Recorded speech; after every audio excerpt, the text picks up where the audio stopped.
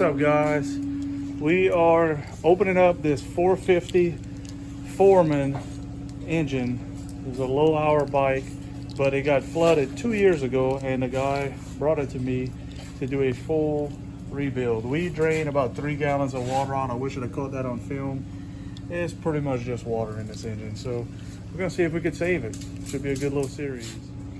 So far, so good. I don't guess the water got this high. Now this was a flooded bike, not a sunk bike. So the water came up from the bottom, not from the top. So we shall see. Pure water dripping off. It'll be interesting to see what this cylinder looks like. Inside the cylinder, a little bit of gunk sitting on top of it. Pistons froze in the sleeve, so I have to beat and heat and see if I can free that up just to get it apart. Get the cylinder off. Pretty disastrous. You can see water in the lifter buckets. Bottom end, yeah, it'll be interesting. I'm sure it's gonna need a crank, but we're gonna keep going. Pretty nasty, but I do believe we might be able to save this thing. And just pure water.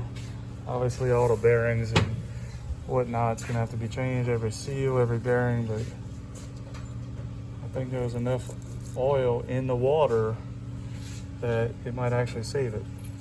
So we'll keep going. About to turn this thing over to the clutch side, see what kind of milk comes out. That's not supposed to be like that.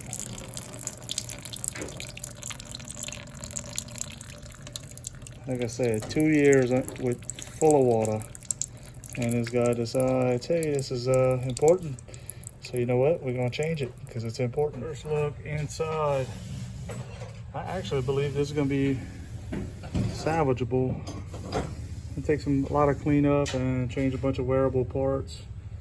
All new clutch, all new springs, bushings, springs, bearings, and seals. New crank, one-way bearings. I think we'll be able to save it. Curious to see what the transmission's gonna look like. We got inside the gumbo, and actually it looks like it's pretty decent. We're gonna run a few parts through the vapor honer, change all the bearings, clean up a bunch of stuff, and I do believe this engine will be fully salvageable.